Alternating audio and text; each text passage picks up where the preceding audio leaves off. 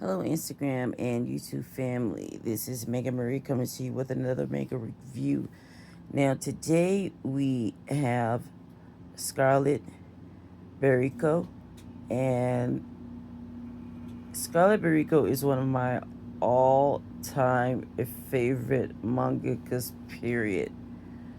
All-time favorite romance, but her writing, the writing skill, the oh my god, the art is just the first manga that I read that really got me into reading and collecting manga.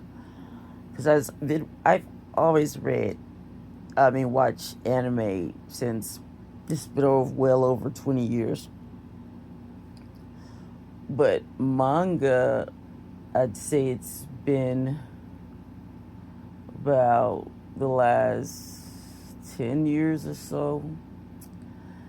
But Jackass was the one that really blew my mind, that made the black and white pages. Because with anime, you get the color, you get the life, but it really brung me into reading comics in general, not even just mangaka.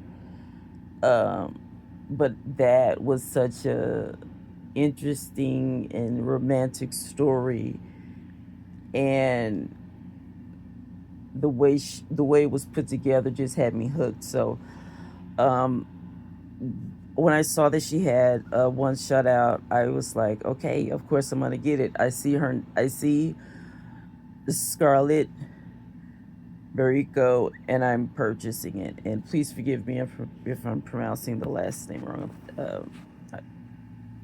I believe I'm pronouncing it correctly. If I'm not, please forgive me. And this one is the Nagahama, to be or not to be. The cover is just very beautiful and just inviting. And the story here is their friendship is changing with the tide. Nagisa may look like a delinquent, but he's just a typical teen trying to figure out what to do with his life. Nagisa's best friend, Isa, already knows what his passion is: fish. Isa often skips school to work at the Nagahama fish market, and the two friends hang out together near the ocean almost every day. When Nagisa suspects that Isa has a girlfriend, it turns his world upside down. Is Nagisa in love with his best friend? And could his best friend possibly love him back?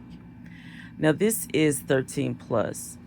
And the reason why I put a previous post on Instagram saying that this is literally the sexiest uh, read I've had, and it is the sexiest read I've had this year, wasn't because of sex. It was because of intimacy. So, so let me just go ahead and just read my review. Speaking back on Scarlett, um, she writes the most romantic stories, and this story was sexy but without sex. It was sexy in a emotional way. I can't really put it into words, but if um, I had to compare it to a song, it would be Ella Fitzgerald, "These Foolish Things Remind Me of You," or "You're My Soul" by Rim, Bourbon, and Dixie Wayne. Songs like those would be great soundtracks to this story.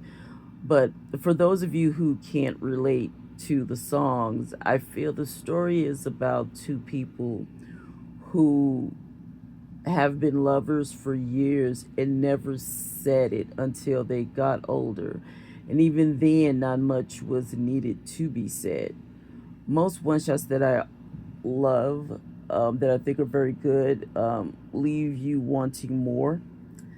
But this incredible manga is perfect just as it is. A very complete love story that made me feel so much for the relationship in just 184 pages.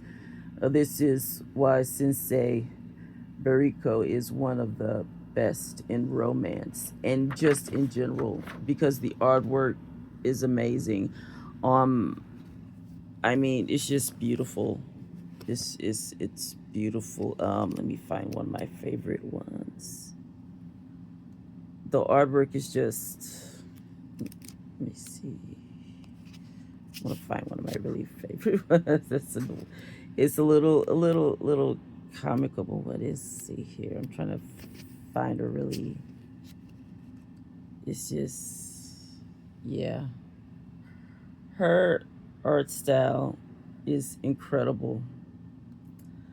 And some of my favorite quotes from this one is one that says, "You can go after you kiss me enough for half a year."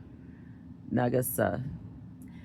The second one is, "I could lose myself in you." And that was again by Nagisa. And the last one was, "I love you too much. It makes me crazy." And that was Issa. Clearly, you can tell that I am definitely invested in this one shot. It is literally a one shot, and I feel like I got so much as if I read an entire series. That's how amazing this is. And maybe I'm doing a bit much, but this is how I feel about it. I don't know. My mind was just blown. So, yeah, this is definitely a 5 star, and it is now my favorite read